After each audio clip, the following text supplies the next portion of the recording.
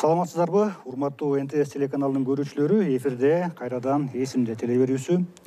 Биздин студиябыздын бүгүнкү мейманы тарых илимдеринин доктору, профессор, жогорку кеңештин мурдагы төрагасы, Кыргызстандын саясий тарыхы боюнча таанымал адистердин бири Зайдин Карпекович Курманов. Зайдин агай, биздин студияга кош келипсиз, абдан кубанычтабыз. Көптөн бери биздин студияга келе элексиз, бирок дайыма сизде кызыктуу маалымат биздин тарыхыбызда айтылбай, көпчүлүккө белгилүү боло элек маалымат бар деп билебиз сизде. Анткени мен айтып өтпөдүмбү, Кыргызстандын ошол 20-кылымдын биринчи жарымындагы өзгөчө саясий тарыхы боюнча сизден мыкты адис табыш кыйын болуш керек, эгерде жаңылбасам. Кыргызстандын эмки жылы 100 жылдыгы, Кыргыз АССР болуп, Кара Кыргыз АССР болуп түзүлгөнүнүн 100 жылдыгы белгиленген жатат. Ошого байланыштуу ошол 20-жылдары башында Кыргызстан, азыркы Кыргызстандын мамлекетинин негизи башаты болуп түзүлгөн республика кандай шартта, кантип пайда болгон, кандай кыйынчылыктар болгон, ошол тууралуу айтып берсеңиз. Рахмат. Тарых илим катары ордунда турбайт. Азыркы мезгилде жаңы булактар табылып атат, жаңы фактылар табылып атат. Албетте, тарыхыбыздын көз карашы коррекция болуп атат, оңдолуп атат. Илгерки туура эмес көз караштар оңдолуп атат. Ошон үчүн тарых дайыма күн сайын өзгөрүп атат. Ошого көнүшүбүз керек. Мурдагы жылы, 22-жылы 4-июнда Кыргыз Тоолуу областтын 100 жылдыгы болгон, Маракес. Аны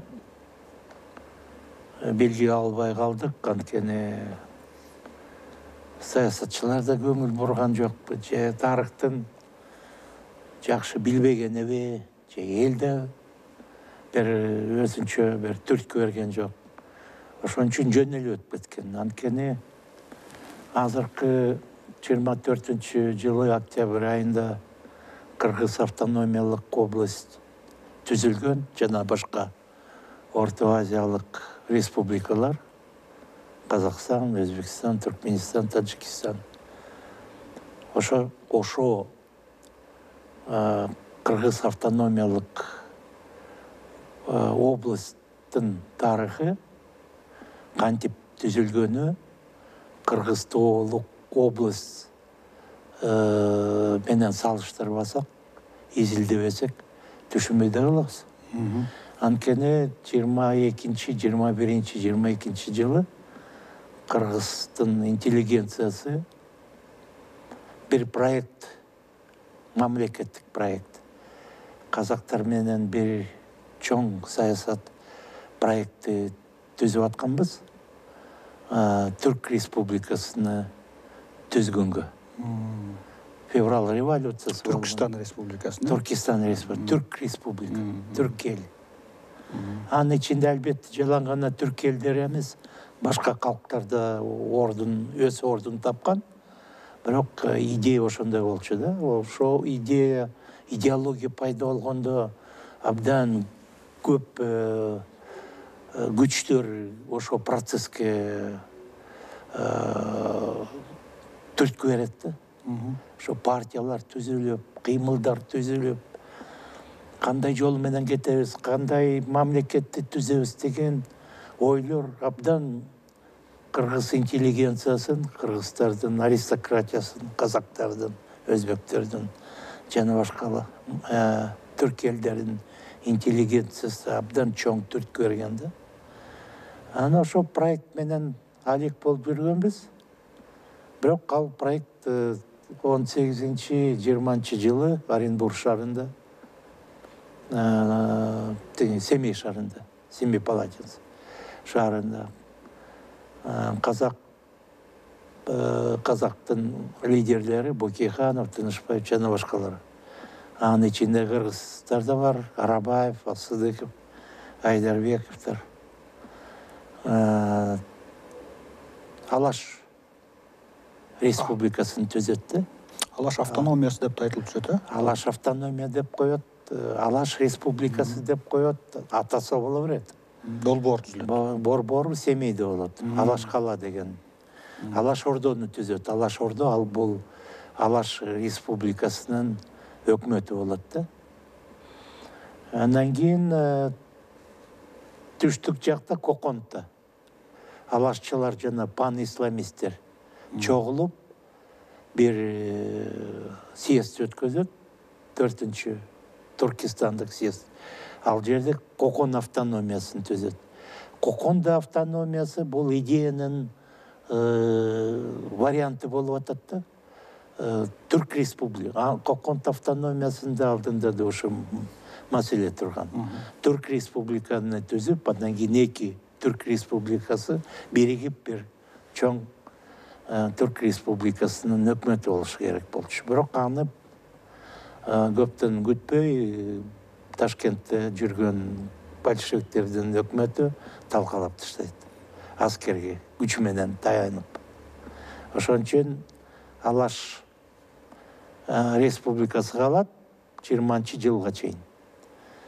20-чы жылға чейин эмне үчүн өзүнчө окат жазып, өз мамилесин түзүп, армиясын түзүп, администрациясын түзүп, госаппаратты түзгөн мезгил болуп атат да, орг работа. Ошол мезгилде Кремль, Сталиндик башкаруу системасы, Сталин өзү алар менен сүйлөшүү өткөзүп айткан.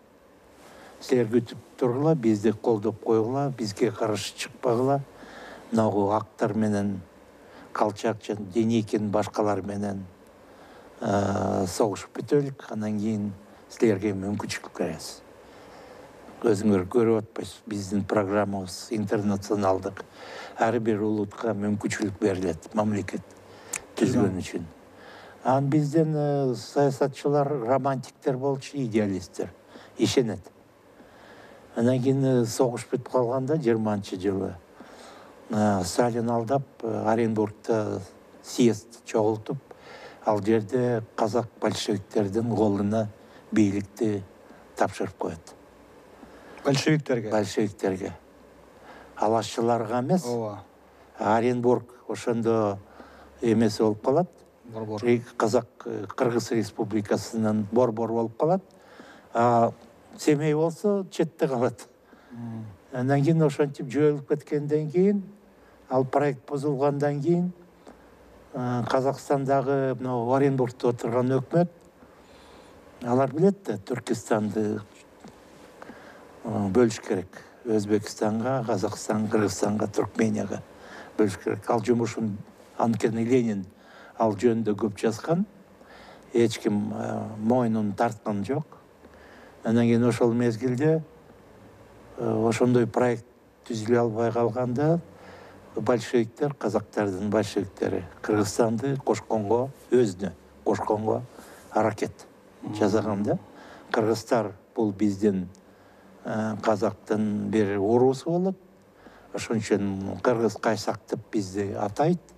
Ошон үчүн бир мамлекет бололук деп ошентип Москванын, Кремльдин жетекчилерине мээсине суу куя баштайт.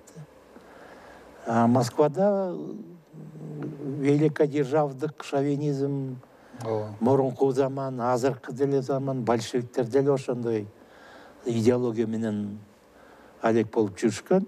Алар кимиси ким, казакпы, түркменби, өзбекпи, билбечи да. Айырмалабайт.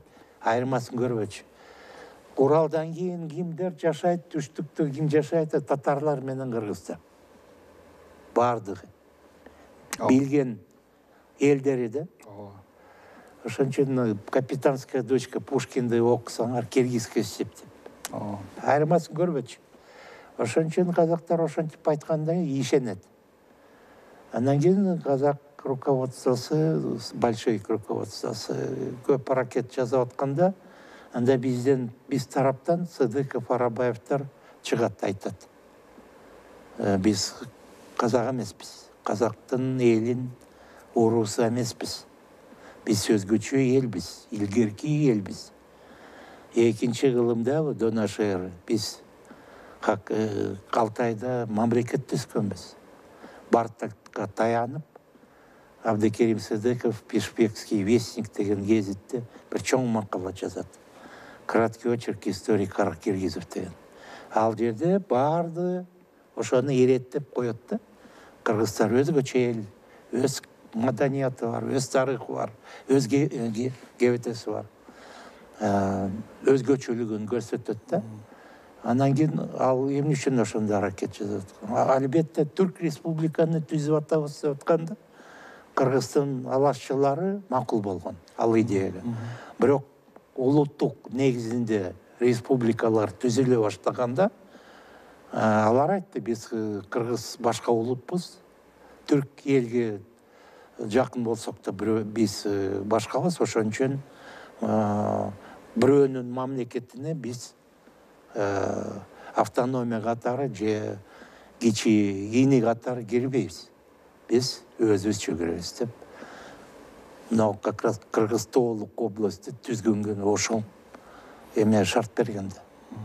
Ошон үчүн Кыргыз Тоо областын маселени 21-жылы көтөрүп, ошол аягына чейин чыгат да, 4-июнь 7 күн жүргөн, ошо съезд Бишкекте өтүп, ал жерде 425 делегат келип, много обращение, воззаявление, воззвание алып, андай-мындай Октябрь революциясын колдойбуз, андай-мындай кыргыз эли өз мамлекетин түзгөнгө аракетин көрсөтүп атат, колдогула. Бизди колдогула деп ошондой бир эме обращение жасайт да. Бирок Кыргызстанда казактарды колдогон, казак идеясын колдогон күчтөр бар болчу. Алар каршы чыгат. Андан кийин тоголок кат жазат. Кремльге, Сталинге. Кудайкулов, Кудайкулов, Бабахановтар жана башкалар. Кудайкулов өзү казак негизи. Абла. Андан кийин казактар аны билет да, анын тарыхын. Анын өзү болчу сары багыштар менен байланышы бар. Бир мезгилде 17-18 кылымда Атаке бийге Султан Абла келет. Ал жерде өзүнчө бир байке инелер согушуп, граждандык согуш болуп кетип, анан кийин кровный месть болуп, бир султан качат ал жерде. Качып кыргыздарга барып, алардын эмесин, покровительствосын алат да. Анан Атаке бий аларды кошуп алат. Чүй менен сары багыштын манаптары бөлүп алат. Ошо казак элин, уруусун. Алардын жетекчиси Абыла болчу, ошон үчүн алардын да аты мурункудай калат да, Абыла деп. Уруу болуп. Ошон үчүн Абыла сары багыштарда кеминдик, анан чүйлүк солтолордо Абыла деген эме бар.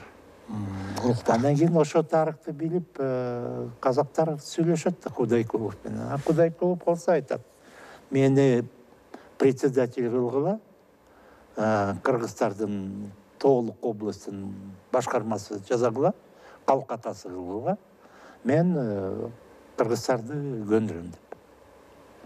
Ошо жумушун жазып, Сыдыков, Арабаев, Айдарбеков менен кагышып, Абдрахмановтар менен кагышып, андан кийин күчү жетпей калганда Кремльге кат жазат. Ал жерден Сталин комиссияны түзүп жиберет Кыргызстанда. Анткени фабуласы кандай болчу? Кыргыздын барды бай манаптары чогулуп, бул жерде контр өкмөт түзүп атат. Советтик Союзунун негизинен ичинен чыгабыз дейт.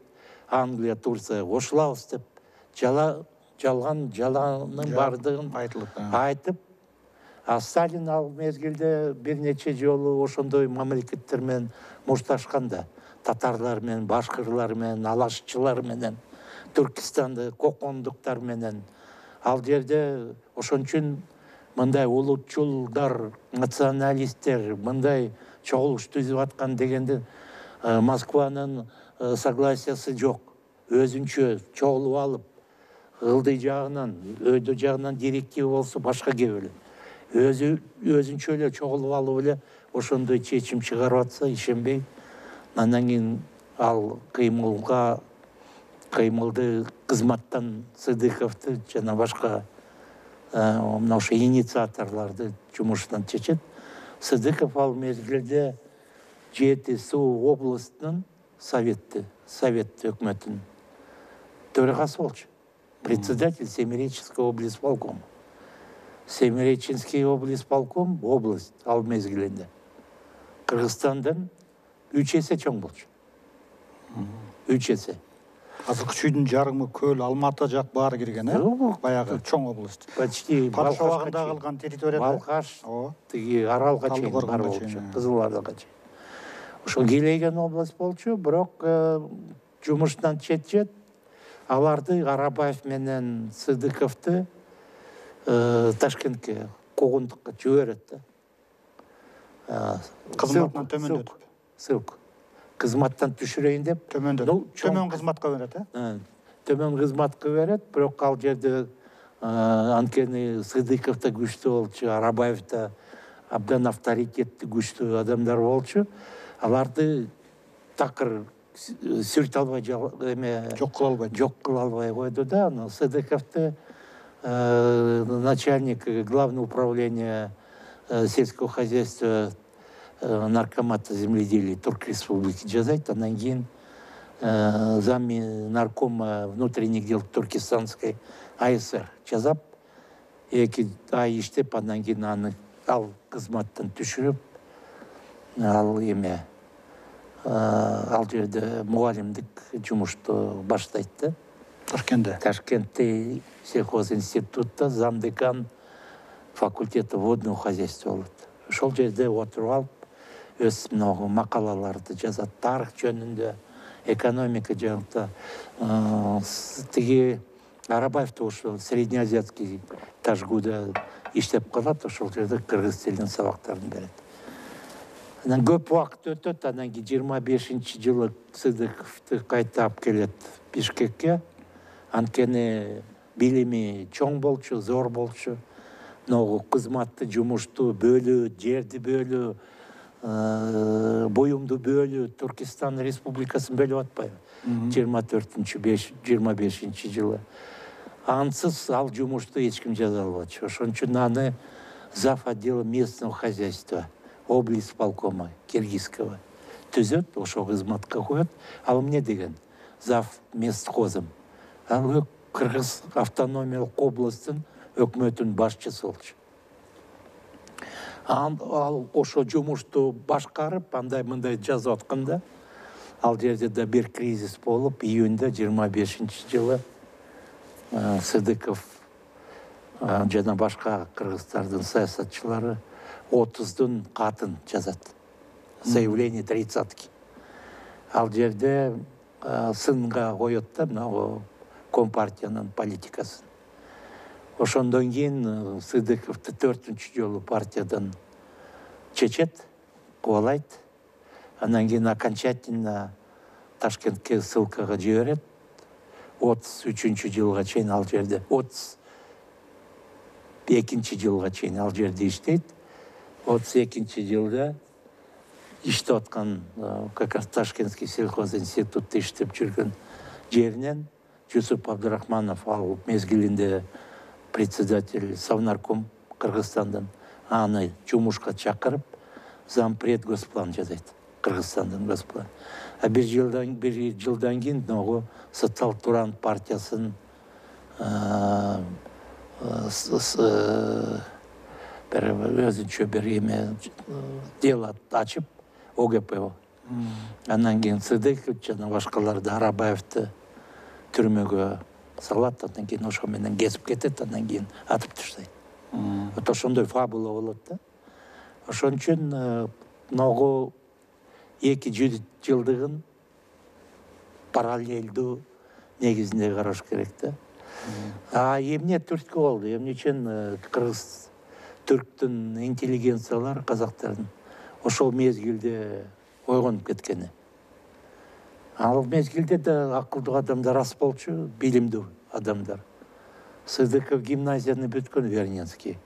Ал жерде чоң билим берчү, ал жерде Фрунзеде окучу, көп сыңкыйган адамдар, Тынышбаев окуган, депутат Государственной Думы, 4-нчи премьер-министр Кавказской автономии, Санкт-Петербургский железнодорожный институт өткөн, көп адамдар бүткөн да. Анан кийин ошол мезгилде мына 19-20 кылымдарда мусулмандык түрк мамлекеттер абдан алсыз болуп бараткан мезгилде түрк мамлекеттер канча көп түрк мамлекет мурун бар болчу. Италиядан баштап Тихий океанга чейин, Владивостокко чейин. Түрк элдери. Ал жерден баштап теги Северный Ледовит океанга чейин түрк мамлекеттер, каганаттар, хандыктар, жана башкалар канча. Ошолордун баардыгынан 19-кылымда жалаң гана бир мамлекет калды, Осман империясы. И то аны больной человек Европы деп европейцы алсыз болуп калганбыз да. Анан кийин түрк ислам интеллигенциясы карап ошону изилдеп, анализ жасап ойлойт да, эмне үчүн биз мындай болуп калдык.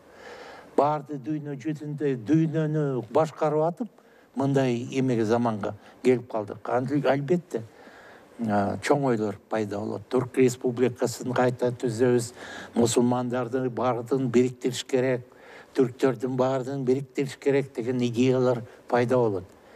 Анан кийин алардын арасында бир өзүнчө бир багыт бар болчу, жадиттер. Жадиттер бул мусулмандык интеллигенция. Ататюркта жадит болчу да. Египетте жадиттерге көп болчу, түрктөрдө, Какантта, Бухарада, казактардын арасында, кыргыздардын арасында. Крымда багы. Ошо модернизация, исламды модернисттер, европейский модернизация жаза издеп, алардын ичинен Ататюрк ошо жумушту аягына чейин чыгарды да. Калгандары мүмкүнчүлүк болбой калды, анткени аларды басып таштады. Жалаң гана бир гана Ататюрк ошо максатына жетти. Ошон үчүн Турция Осман империясы жоголуп баратканда Турк республикасын сактап, анан кийин модернизация жасап, европеизация жасап, Түрк республикасы ошондон кийин күлөп атпайбы? Күлөнүп, азыркы мезгилге жетти. Регионалдык держава болуп калды. Регионалдык держава болуп, андай-мындай. Борунку илгерки убактар келе баштады да. Ошон үчүн 91-жылдан кийин биз эгемендүү мамлекеттер болгондо 5 Түрк республикасына дагы 5 түрк мамлекети кошулат. Азербайжан, Кыргызстан, Казакстан, Туркменистан, Өзбекистан. Азыр өзүбүзчө бир организация Тюркский государств деген уюмда жалпы жумуштарды алып баратабыз. Өзүнчө бир альтернативдүү центрда бар да. Бизде СНГ, ШОС, ОДКБ жана башка эл аралык уюмдар бар, бирок биздин өзүбүздүн тубанчылык негизинде тамырыбыз бир, маданиятыбыз, тилибиз, тарыхыбыз бир уюм, чоң уюмубуз бар да. Биринеке болуп кетсе нар жакта бул тарапка ооп кетесиз. Ошон үчүн азыр түшүнүп болуп атат. Идеология Великий шелковый путь деген Аскар Акаев өз мезгилинде бир идеяны чыгарбады. Анан көп жылдан бери жөн эле сүйлөшүп аткан. Азыр болсо ал бул жерге капиталдар, финансылар, Кытайлар көңүл буруп атат, темир жолду салабыз дейт. Бул жерге инвесторлор келип атат. Много идеяга эме болуп атат да, содержание толуп атат. Капиталдар, финансылар, жана башкалар.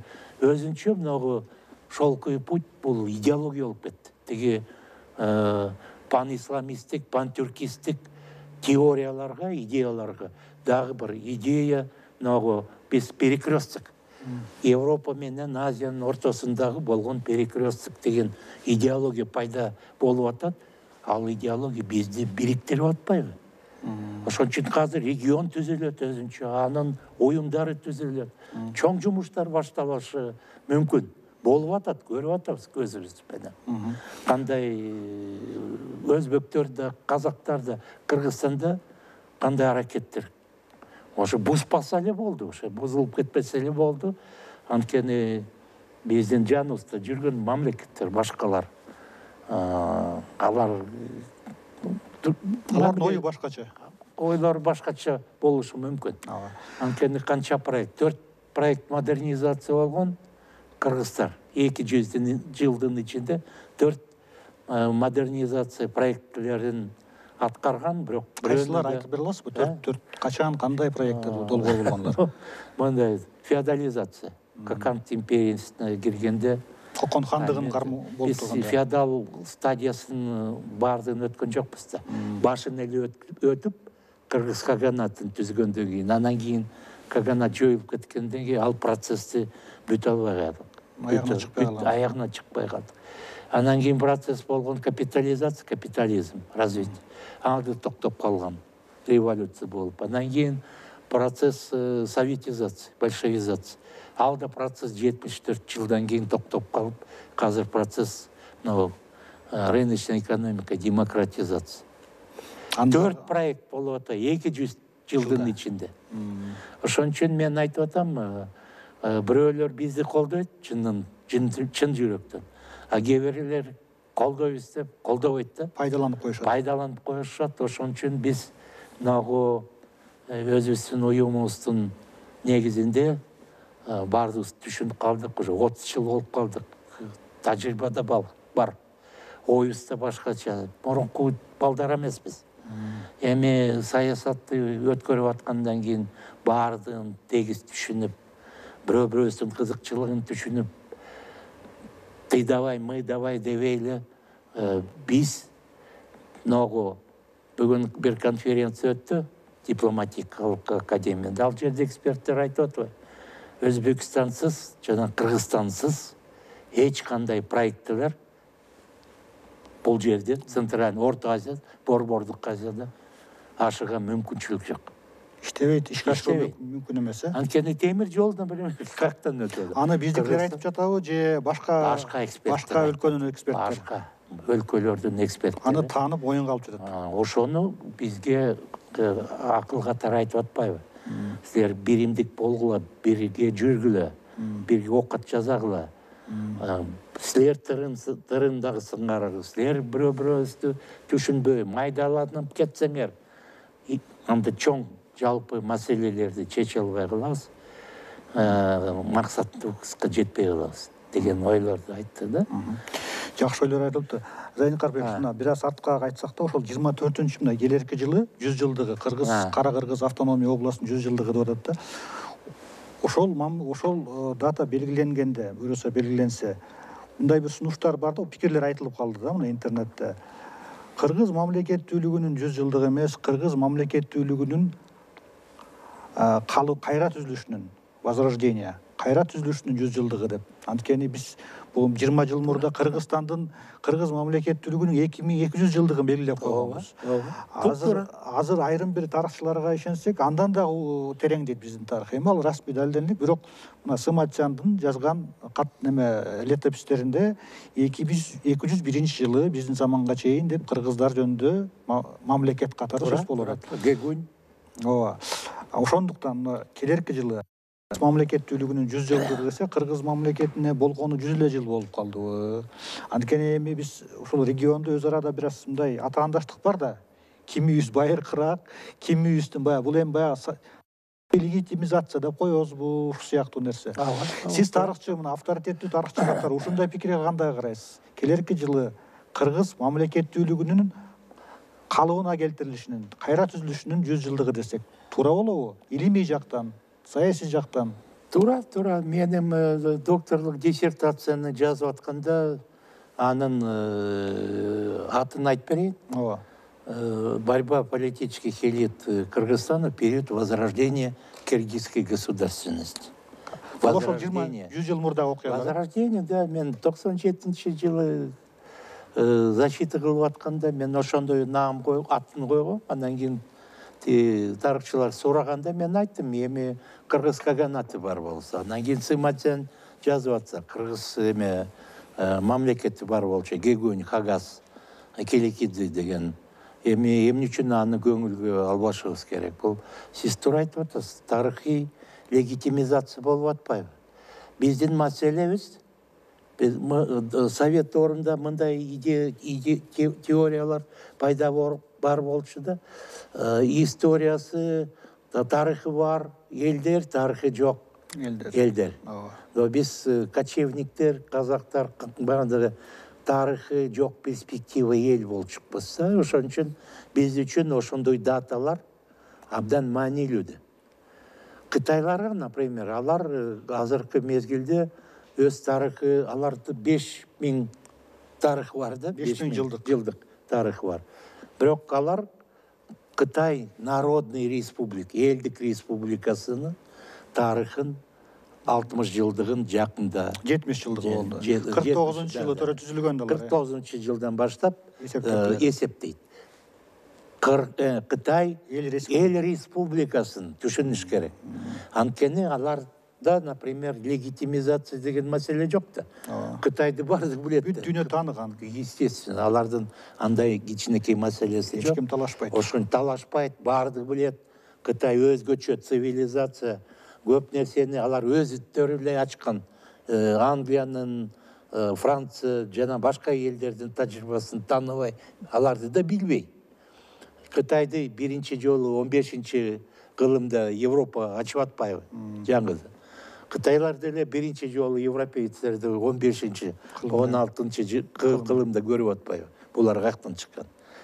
Ошон үчүн бизде башка маселе. Аны мен деле Казакстанга барып жүргөндө, ал жерде 110 жылдык Астана жана башка мамлекеттик республиканский праздниктер, национальный эме. Мен айтчумун, бизде жакында эле 2200 жылдык возрождение кыргызской государственности оондун негизинде эле белгилеп койгонбуз деп. Алар болсо 10 жыл Астанага, Казакстанга там 50 жыл же бир бөлөкөй. Казак хандыгынын 550 жылдыгы белгиленди. 550 жылдыгы. Биз үчүн шутка 550 жыл. Бир жолу Кытайга барып келгенбиз, ал жерде как раз депутаттар менен чогулганда бир эме вице-спикер Всекитайского собрания народных представителей, но биздин жолугушубузду ачып атып айтып атпайбы? Впервые орусча айтпайын, анткени кытайча айтты эле, биз которуп бердик, бизге которуп. Впервые в этом зале встречаются представители двух самых древних народов мира. Киргизы и китайцы деп. Бизди көтөрүп койгон да. Кытай парламентинин спикери. Кытай вице-спикер. Анан кийин биз мындай болуп калдык. Анткени биз мындайбыз да, кичинекейбиз. Кытай болсо кийлеген. Ал көлөм жагынан. Алар ошентип айтып коюп, демеле бизге төз көпкө жетип. Көпкө жетип мындай. Алар сүйлөшкөндү билет да баары. Көңүл алганды билет. Абдан сүйүнүп, рахматыбызды айтып, андай мындай любой келишимди, пожалуйста, алып келгиле, азыр эле кол коюп коебуз деп. Күйлөнгөнүбүздөн да. Анткени бизди сыйлап атканы да. Кийлеген мамлекет болуп алып, Америка коркот, баардыгы коркот. Бизге жакшы мамиле жасап атат. Анткени Кытайдан жакшы биздин тарыхты эч ким билбейт. Кытай тарыхчылары билет. Кыргыз менен Кытайлардын ортосунда мамиле илгерки замандан баштап мамилебиз абдан сонун болчу. Абдан жакшы болчу. Бирок андан кийин идеология болуп кеткенден кийин историк 20-кылымда. 20 эмес. Ага чейинки да. Империянын составында болгондо Кытайлар кийме, Кытайлар эл эмес, андай мындай великодержавный русский шовинизм болуп, андан кийин Кытайлардын жерин тартып алып, көп. Анын ичинде биз эчтеке колубуздан келбейт да, бирок бизди да кошуп аралашып, анан кийин идеология пропаганда жасап, анан кийин совет дöwрүндө Мао Цзэдун менен мушташып кеткенде Кытайлар жаман, Кытайлар бизге андай мындай. Биз Кытайлар менен негизи тарыхты карасак мамилебиз абдан сонун болчу. Мамлекеттүүлүккө кайтып келсек да, мына кыргыз мамлекеттүүлүгү деп жатабыз, 100 жыл мына республика болуп түзүлдүк. Мындай пикир бар да, биздин коом мамлекеттүүлүктүн баркын азырга чейин сезе элекпиз. Ал кандай канча адамдын өмүрү, каны менен келгенин сезбей атабыз. 91-жылы деле биз баягы көпчүлүктүн катарында эле, орой айтканда кокусунан эле биз мамлекетке ээ болуп калдык. Биз согушуп, кан төгүп, мамлекетибизди түзүп, ошондой эмгегин, анын баркын билбей жатабыз. Дейт да, ошон үчүн азырга чейин коомдо мамлекеттүүлүктү барктоо мындай анан ошондой сезим жок дейт. Ошого кандай карайсыз? Ошол учурда 20-30 жылдардагы биздин баягы отцы-основатель деп коелу орусча, алардын каны кайда кетиребиз? Аларды бардын Сталиндик репрессияда ал мезгилде кырылып калганда биздин каймактар, политический элита ошондой ойлорду жүгүрткөн, ал ойлорду идея үчүн мушташкан, согушкан адамдар репрессиялык болуп кеткен. Андан кийин кандай заман болгон? Конформисттердин заманы, коркоктордун заманы, малайлардын, кулдардын заманы келет да. Корккондон жүрөгү эме, мурунку кыргыздар калбай калды. Енисейдик же Алтайлык же Манастын урпактары деп айтып атпайбызбы, көкүрөгүбүздү чабып. Бир эме колонизация болгондон кийин Россиянын 19-жылында кантип алар орустар, Россия Туркестанды күчкө салып ээлеп албады. Кокон хандыгын, Бухарский эмират, Хивинский ханс, анын ичинде кыргыздарды да багынты кырганда. Бизден апабыз канча жыл согушту? Курманжандатка. Ал жеңилген жок да. Ал бир нече жылдын 1863 жылдан баштап 78-жылга чейин каршылык көрсөттү. Каршылык көрсөткөн да. Андан кийин көзү жетип атканда дагы согушсак кандай элдин бардын кырып таштайт. Ошон үчүн багынып берди. Бирок багынып бергенде да достойно багынып бербеди. Антпесе жөн эле ляпай деп калса, аке жөке деп, анда Сыдыковтар, Арабаевтар чыкпайт эле. 16-жылда болгондо.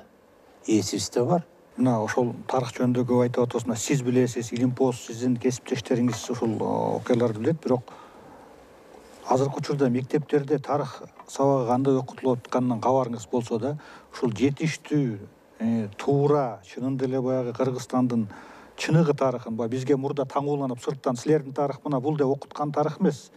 Өзүбүз жазган окуу китептери барбы, жетиштүүбү, туура окутулуп жатабы? Айта аласызбы эгерде кабарыңыз болсо? Мен айтам, албетте, учебный программа мектептерде, ал жерде барды чындыкты жазбайт да.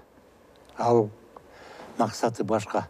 Ал лояльный азаматтарды, граждандарды, жарандарды воспитание жасаганга берип атпайбы мүмкүнчүлүк. Общий контур кандай эме не болду. Бирок көп нерсени кайтадан караш керек болуп атат да. Бизде Кыргызстанда мындай болуп кетпеди. Тарыхты өзгөчөлүгү, жаңы көз караш өзүнчө кетип бараткан. Өкмөт, мамлекет ал процессти башкарган жок. Мүмкүнчүлүк берди да, кимне кандай туура көрсөңөр, ошентип жазгыла деп. Ошон үчүн биз бардыбыз өзүбүзчө көрүп атабыз да тарыхыбызды. Мүмкүн жазып атабыз. Бирок азыркы мезгилде көп нерселер уже изилденди. Вот, например, кыргыз мамлекети кантип кайтадан возрождение болгону уже таанымал. алаш дегенди билишибиз керек. Абдыкерим Сыдыков, Ишенал Арабаев, Кыргызстан область 100 жылдыгы эмне үчүн аны белгилеген жок. Ошо көрсөтүп атпайбы бизден неме кандай биз ошибкаларды, каталарды кетирип атабыз. Ант сезимибизде эмне бар? Айгына чейин түшүнүк жок болуп атат да. Эмне деген мамлекет, кантип мамлекет түзүлдү, эмне үчүн биз мынча аракеттенгенбиз, эмне үчүн биздин эң улуу ата бабаларыбыз өз өмүрүн аябай тиги дүйнөгө кетти, Кыргыздын элинин мамлекети болсун деп, эмне үчүн бул убакка чейин бизде бардыгы эле патриоттор, тиги жарма патриоттор болуп атпайбы.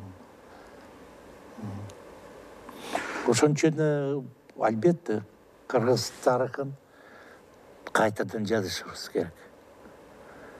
Бизге айтып атпайбы, давайте биз силерге жардам берелик, силерге учебниктер жок экен. Россиядан учебниктерди тыштайт, алар башка идеологияда, аларды рахматтеш керек, бирок албаш керек андай эмени. Бул идеологический продукт болуп атпайбы. Анан кийин таң калбагыла эме марионеточный мамлекет болуп баратсак. Ошон үчүн идеология негизинде болгон материалдарды өзүбүз жазышыбыз керек, өзүбүз таратышыбыз керек, өзүбүз окутушубуз керек. Кыргызстандын жарандын өстүрүшүбүз керек, а башка мамлекеттердин жарандарын эмес. Ошон үчүн сиз жазып аткан эсимде деген программа абдан ички дүйнөнү, ант сезимибизди ачкан программа болуп атпайбы, кызыктуу. Ошон үчүн мен айтып атам, көп адамдарга, манкурттарга жакпайт айткан сөз. Кантип биз Кытайлар менен сагышып жүргөнбүз, андай мына Конурбай андай мына. Конурбай калмак болчу. Ким Манастын эң жакын досу болчу? Алмамбет деген ким? Кытай болчу. Принц болгон, кытайский принц. Бул вот как раз Манастын философиясы салынып атпайбы негизине. Манас биздин великодушный Манас эң жакын досу Кытай болчу. Вот как раз биздин тарыхыбыздын кыскача тарыхы да Манастын. Алар менен бизден Бого, Боронбай кимдин кайсы мамлекет составына кирген? Кытай империясына. Бардык Коконт империясына кирип кеткен, алар жеңип башкарган бизди. Ысыкөлдөн башка. Ысыкөлдөн Боронбай Батыр кимдин подданный болгон? Кытайдын подданный болгон. Ошон үчүн өзөнгө Куш деген маселе туулат. Анткени булактар боюнча, тарыхый булакты, ал жер вроде бы Кытайдын жери болгон. Кытайдын жери дегенден кандай? Анткени көп кыргыздар ошол Кытайда жашап аткан. Аларды мен депутат катары көп кыргыздар менен, кытайлык кыргыздар менен сүйлөшкөндө айтчу мындай: эмне үчүн силер могу Кытай биздин жерибизди талашат? Өзөнгө Куш десе. Алар айтып атпайбы? Силер биздин жерибизди тартып алабыз деп атпайсыңарбы? Бул орус кыргыздардын жери эмес. Бул биздин кыргыздар. Алар өздөрүн нукура Кыргызстан айтты. Мен айтам, силер кытайлык кыргыздар. Алар айтат, бул биздин жерибиз. Кыргыздын жери. Кыргыздын жери. Кытайлык, орустай дебей кыргыздын жери деп атпайбы. Ошон үчүн көп нерсени жакшы изилдеш керек, түшүнүш керек, туура түшүнүш керек. Зайын агай, абдан кызыктуу, дагы бир саат эмес, андан да көп сүйлөсөк болчудай. Буюрса дагы бул багытта биз интервьюларды жазарбыз. Сизге чоң рахмат. Изилдөөлөрүңүзгө ийгиликтерди каалайм. Экем ден соолук каалайм. Дагы студияда бизге кызыктуу маалыматтарды айтып бересиз деп ишенем. Буюрса. Рахмат. Болсун. Урматтуу НТС телеканалынын көрүүчүлөрү, эфирде эсимде берүүсүнүн кезектеги чыгарылышы болду. Кийинки берүүлөрдөн көрүшкөнчө бар болуңуздар.